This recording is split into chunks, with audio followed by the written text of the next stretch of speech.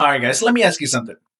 What happens when the guy that was never raised with a dad has someone that sort of steps into that role and makes him feel like he is being fatherly, only then to realize that he's just being used? George's bogus relationship with Vic is put to the test is the episode where George and Vic have one of those moments. And honestly, it is one of the most important ones in the entire series. Because for once, we see a different side of Vic and George with each other, and it really shows a truly wholesome connection. So basically, the episode starts off with Vic inviting George to a father son tournament. Now, Father's Day has always been weird to George for obvious reasons. Vic invites George to play golf with him for the hospital. It's like a little doctor tournament. And George is hesitant because he knows how Vic is. He doesn't want to be embarrassed, but Angie is the one that convinces him to kind of go through it and actually spend some time with Vic. It's not during the tournament that George basically realizes Vic only invited him to play golf with him because George is the best golfer Vic knows. And Vic is tired of losing to the competition, who is always super braggy about it. Another father figure, another moment George realizes that he is not wanted as a son. So George does what he does best. He throws a game because he's embarrassed, but also because he refuses to let someone pretend to be his dad just for convenience. And honestly, I'm not saying George is justified, but you can kind of understand him. Vic is kind of cold blooded with this.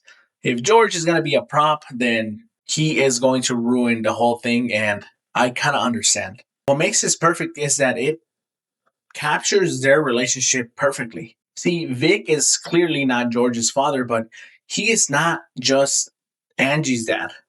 See, their relationship is built on competition, sarcasm, constant insults, and ego. But underneath all of that, they both act like father and son, even if they don't want to admit it to each other. See, Vic's motivation is still selfish, but it's the fact that he did ask George. He recognizes George as someone that is very good at golf, but also someone that he'd much rather spend time with.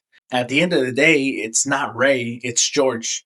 And George is, by all means, the closest thing that Vic has to a son. The show never makes Vic like too overly emotional because he's too prideful for that. But both him and George compete a lot for respect.